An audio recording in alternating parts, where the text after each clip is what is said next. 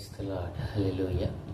ప్రభునందు ప్రియ దేవుని చిన్నగమ, ప్రతి ఉదయం దేవునితో అనే ఈ ఆధ్యాత్మిక కార్యక్రమానికి మిమ్మలను ప్రేమతో ఆహ్వానిస్తూ ఉన్నాను. నేటి వాక్య ధ్యానముగా ఆదికాండము 30వ అధ్యాయము 3వ వచనము నుండి దేవుని వాక్యాన్ని చదువుకొని ధ్యానం చేసుకుందాం. అందుకామె, నా దాసి అయిన బిలహా ఉన్నది కదా, ఆమెతో పొమ్ము, ఆమె నా కొరకు పిల్లలను కనును, అలాగున ఆమె వలన నాకును పిల్లలు కలుగుదురని చెప్పి తన దాసి అయిన బిల్హాను అతనికి భార్యగా ఇచ్చెను. యాకోబు ఆమెతో పోగా బిల్హా గర్భవతి అయి యాకోబునకు కుమారుని కనెను.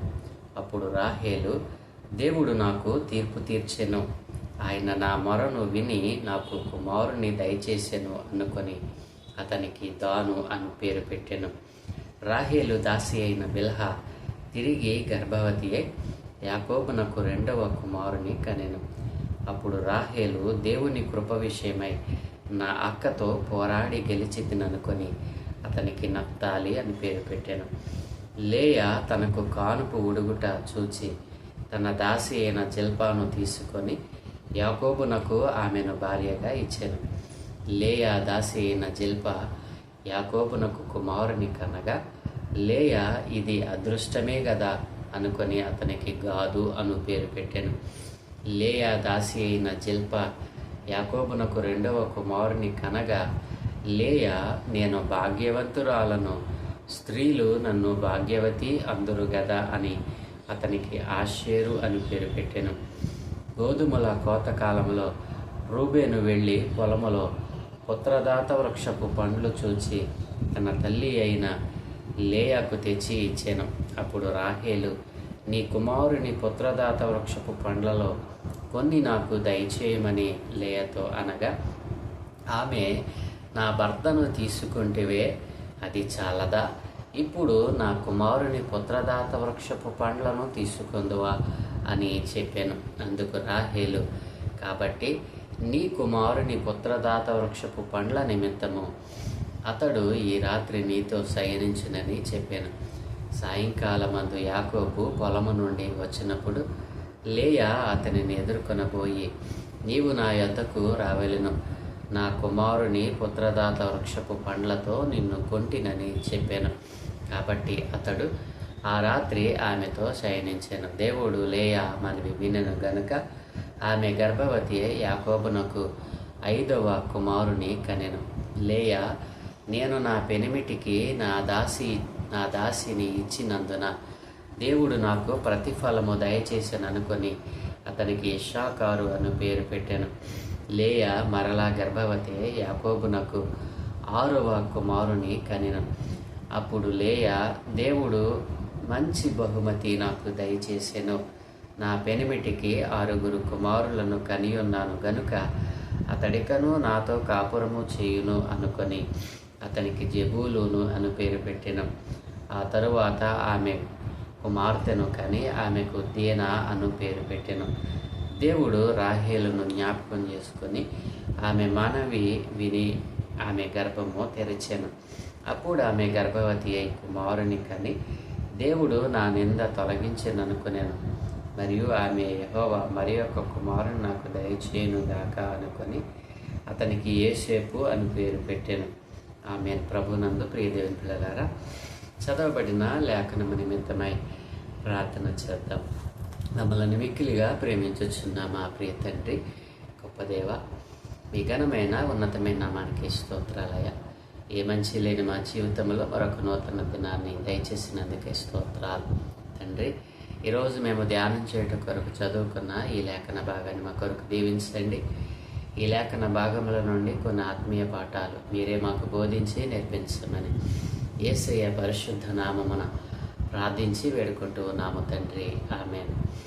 ప్రభునందు ప్రియ దేవుని చిన్నంగమ, చదవబడినటువంటి ఈ లేఖనంలో మనం చూస్తే మరి రాహేలు, లేయా వీరిద్దరూ యాకోబు భార్యలుగా ఉండడం మనం చూస్తూ ఉన్నాం.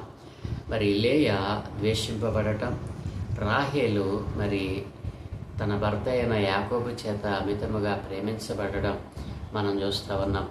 అయితే మరి రాహేలు తన సౌందర్యమును తన యొక్క మరి భర్తకు తాను పంచినటువంటి తన భర్త తనపై కలిగి ఉన్నటువంటి ప్రేమను బట్టి అతిశయిస్తూ మరి జబ్బు కండ్లు కలిగినటువంటి అక్కయందు అసూయపడినట్లుగా ఇదేం పిల్లరా మనం ధ్యానం చేశాం.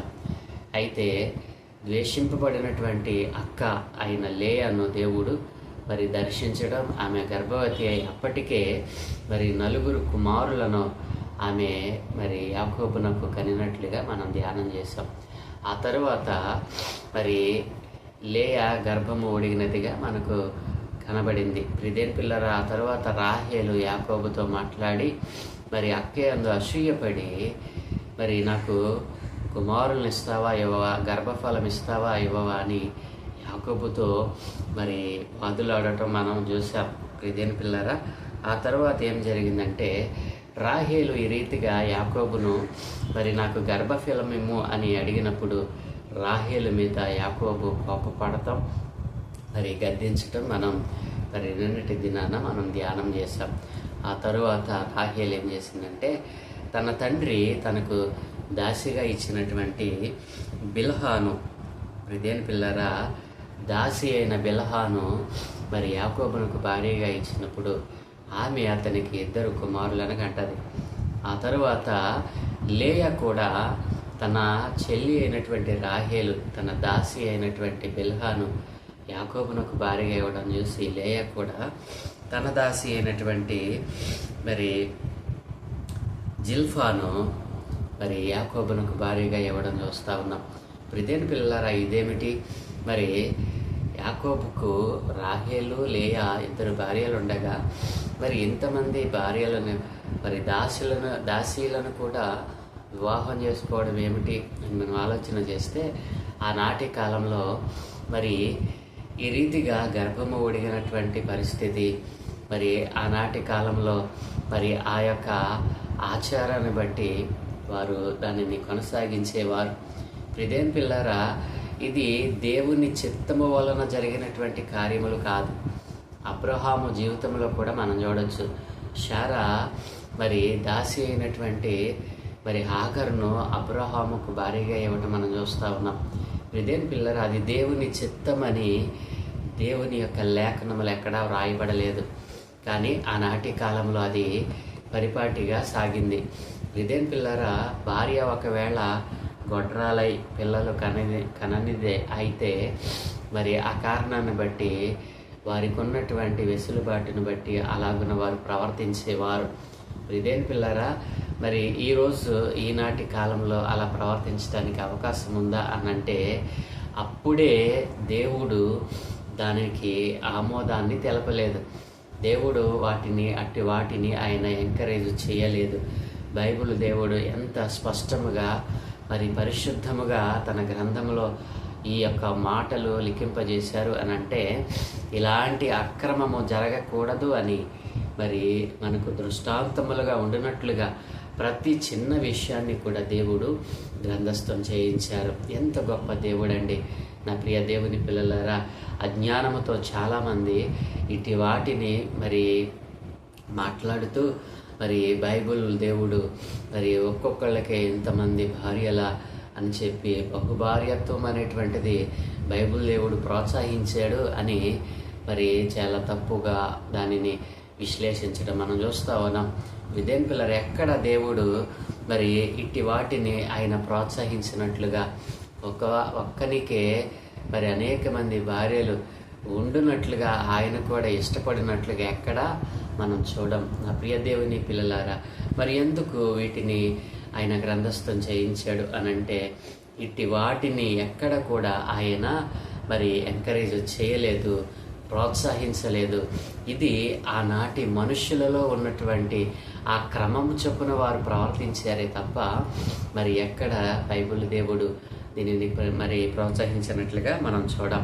ఆ కారణాన్ని బట్టే మరి రాహేలు తన యొక్క మరి దాసి అయినటువంటి బిల్హాను, మరి లేయా తన యొక్క దాసి అయినటువంటి జిల్ఫాను మరి యాకోబునకు భార్యలుగా ఇవ్వడం, వారు కూడా గర్భవతులై కుమారులు కనడం మనం చూస్తూ ఉన్నాం. ఇదేని పిల్లారా ఆ తర్వాత మరి లేయా మరి పుత్రదాత వృక్షపు పండ్లను తీసుకొచ్చినటువంటి తన కుమారుణ్ణి మరి బట్టి మరి యాకోబును కొనుక్కున్నాను అని మరి రాహేలు దగ్గర నుండి యాకోబును తీసుకున్నప్పుడు మరలా లేయాను దేవుడు దర్శించగా ఆమె గర్భవతి మరలా మరి ఇద్దరు కుమారులను మరి ఒక కుమార్తెను కనడం మరి మనం చదువుకున్నటువంటి లేఖనంలో చూడవచ్చును. ఇక చివరిగా మనం చూస్తే 22వ వచనంలో దేవుడు రాహేలును జ్ఞాపకం చేసుకుని ఆమె మనవి విని ఆమె గర్భము తెరిచెను. ఆమె గర్భమును తెరిచిన తర్వాత మరి ఆమె యోసేపును కంటది. ఇదేం పిల్లారా, యోసేపును కనేటప్పటికీ మొత్తం యాకోబునకు కుమారులు ఎంతమంది అండి? 11 మంది కుమారులు, ఒక కుమార్తె కలిగినారు. ఇదేం పిల్లారా, ఈ రీతిగా దేవుడు యాకోబునకు వాగ్దానం చేశాడు. ఇదేం పిల్లారా, దేవుడు మరి వాగ్దానం చేసింది యాకోబుకే. అయితే తమ భార్యలు కలిగి ఉన్నటువంటి ఆ ప్రవర్తన విషయంలో ఎక్కడ యాకోబుతో ఆ వాగ్దానాన్ని నిరర్ధకం చేసుకోలేదు. దేవుడు మరి యాకోబును జ్ఞాపకం చేసుకుంటూనే ఉన్నాడు. తండ్రి చేత ఆశీర్వదించబడినటువంటి ఆ ఆశీర్వాద ఫలమును యాకోబు అనుభవిస్తూనే ఉన్నాడు. ఎక్కడ కూడా దేవునికి వ్యతిరేకంగా కానీ దేవుని వాగ్దానానికి మరి అనుగుణంగా నడవకుండా మరి వ్యతిరేకంగా మరి ప్రవర్తించినట్లుగా కానీ మనం ఎక్కడ మరి గ్రంథంలో మనం చదవము నా ప్రియ దేవుని పిల్లారా. కాబట్టి యాకోబుకి దేవుని వాగ్దానం ఉంది. మరి తండ్రి దీవెన మరి దేవుని యొక్క ఏర్పాటులో యాకోబు ఉన్నాడు. కాబట్టి ఇదేం పిల్లారా, ప్రతి విషయాన్ని దేవుడు యాకోబుకి ఇచ్చినటువంటి వాగ్దానాన్ని జ్ఞాపకం చేసుకుంటూ ముందుకు కొనసాగింప చేశాడు. రీతిగా మరి లేయా మరి యాకోబుకు కలిగిన కుమారులు, మరి అలాగనే రాహేలుకు చివరిగా రాహేలును కూడా దేవుడు జ్ఞాపకం చేసుకుని ఆమె గర్భం తెరవటం, ఆమె కూడా ఒక కుమారుని కని అతనికి యోసేపు అని పేరు పెట్టడం మరి 3వ వచనం నుండి 24వ వచనం వరకు రాయబడినటువంటి మరి ఆ యొక్క లేఖనంలో మనం చూడగలుగుతా ఉన్నాం.